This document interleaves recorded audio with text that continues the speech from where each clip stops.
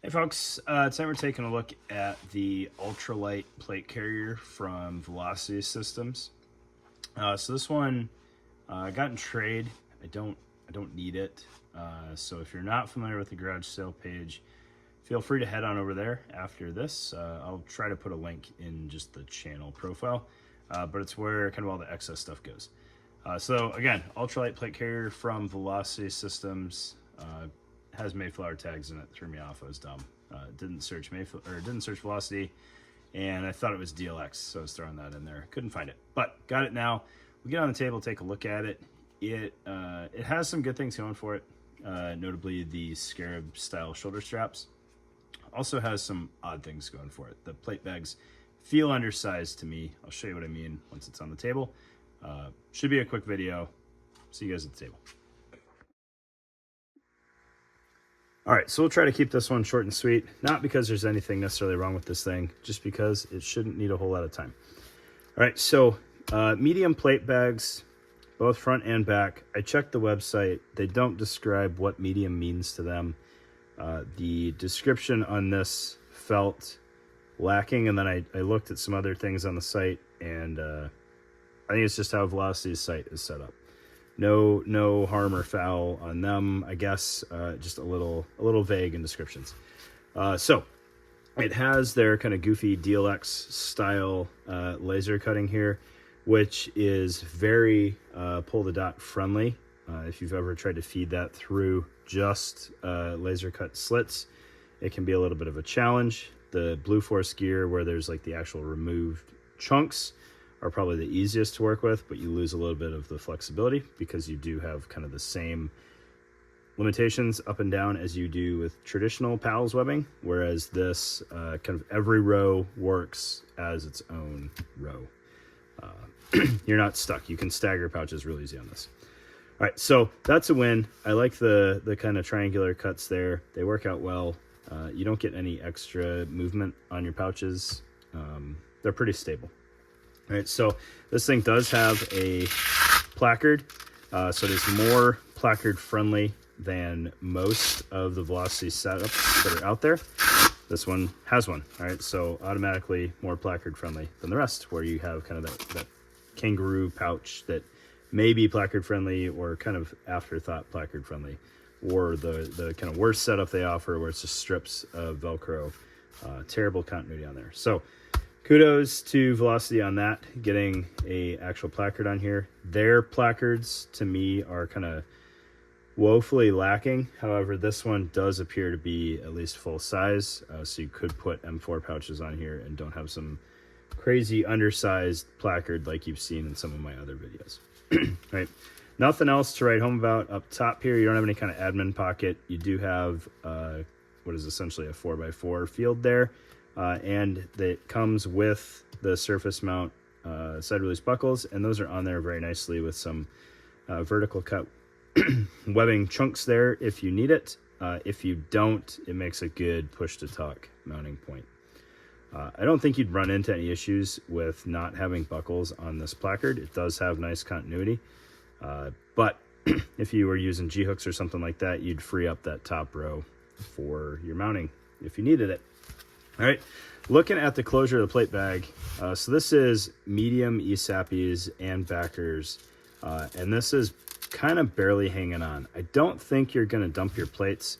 I don't care for all the exposed hook there, and you don't have a lot of hook married up there. So I think I got about 1 inch of continuity, which is, it's kind of the cutoff for what I think is going to work. I didn't really like it. It was kind of sloppy closing this. So I shoehorned the medium ESAPIs and backers in there so you guys could see what that looks like. Mostly in case somebody's interested in this thing later on. I wanted to do kind of my diligence on making sure it fits stuff. All right, so looking internal there, nothing wild. Way down in there you can see the webbing that ties off the shoulder straps. Not super important. I'll show you the stitching. I don't think they're going anywhere. But that's in there. Kind of just as like overhang for where it mounted. All right, on the back, once I struggle bust through trying to shoehorn that medium ESAPI and backer in there, tried it on the back, it was even tighter. and less continuity. I think that's because of the way the cummerbund mounts, and I'll show you that in a minute. But I threw a commercial 10x12 in here. So this is the Armor Express plate that I talked about in the Armor Express video. That is a 10x12. That fit with its backers. It was not going in.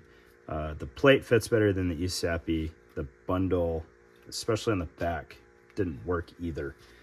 All right, so maybe small ESAPI and backer is ideal in here, or if you have some really thin medium SAPI cut plates. It is an ultralight plate carrier, so they have all the possibility in the world that they base this on some really ultralight plates. I don't know, right? But it doesn't work very well with these ESAPI and backers. I also kind of forgot in my hiatus how Velocity likes to attach their cummerbunds, and I kind of hate it. So it's one wrap tails coming off of the cummerbund, and I think depending on how intentional or sloppy you are in attaching those, it can kind of shrink the plate bag just a little bit. So I did redo this, trying to make the plate fit better. It did fit a lot better than when I initially tried. I might still have a little bit of slop to take out of there, but you've got 3 tails coming off each side, and they're rather long. They're essentially the full width of the plate pocket, and you got to kind of get them perfectly flat in there with no kinks in the plate bag to make it work. So I think if they're angled at all, or you've got any kind of wrinkle in there, it just soaks up volume within the plate pocket and makes it not work very well. All right, but you can see how they attach. Scarabs are no different. I don't, if you catch me on video saying I like it, I don't anymore, but I'm pretty sure I've taken that stance the whole time. All right, so you can absolutely suck these up all the way to the cummerbund touching the side plates. You can also pay it out a good distance. You've got okay continuity in there with the one wrap. I'm not sure how I feel about one wrap being super load bearing. But then as you pay this out, you're going to have the one wrap hook exposed against your outer garment. Not a huge deal because one wrap is pretty benign as far as the hook side goes. The loop is plenty sticky, and it's not going to pull out of here. I just don't know how I feel about one wrap as like your structure. All right, looking at the cummerbund, it is kind of the same lackluster cummerbund that is in most Velocity system setups. I'm not sure why they're so attached to this design, but you've got your 3 elastic cells in here, which are very unforgiving for your magazines. They're very tight against your magazines, kind of needlessly tight because they're always going to be riding up against your body and snug that way. I wish they sized those cells up just a little bit. You do have a rear opening here where you can insert your side soft armor, and then you've got the top here that in theory takes hard plates with some sort of retainer in there. I don't know that I've ever bothered to get the Velocity side plate retainers just because I don't like their cummerbunds. So there you go. Love the base vests most of the time. This one's kind of an exception to that. Do not care for their cummerbunds. If you go on the website for $338, you can get this thing with a different style cummerbund. It has an elastic cummerbund. Same attachment. That one is probably functionally better, especially on an ultralight plate carrier. But this is what I got when I picked this up in a trade or something like that.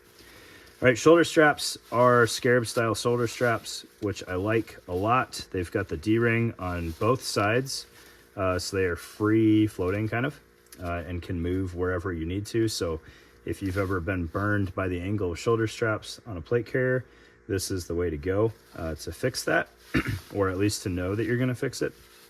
And then they have this kind of tri-wrap design. So each end of the shoulder straps has a tail that has hook on it somewhere, and then one end has loops so that you sandwich kind of whatever shoulder strap comes whichever direction. They're reversible, So either side can go on either side, and they can also go forward or backwards. You can completely remove these real easily. So if you had a custom rear plate or custom front plate pocket that you wanted to throw on there, you just need to terminate it with D-rings, and it'll work just fine. Anything you can thread 1 inch of webbing through, basically. And then they've got these kind of permanently attached, but not really, tweed sleeves on here. You can obviously take these off if you take the shoulder straps off. You don't have to cut anything to remove them, but you can't readily remove these or open them up for routing or anything while they're attached to the vest. Not a huge deal. And it is fairly lightweight. This cummerbund is not ideal to really maximize the weight savings here, but pretty straightforward plate carrier. Again, if it is something you're interested in, hit me up on the garage sale page. I don't need it. Happy to let it go. Thanks, guys.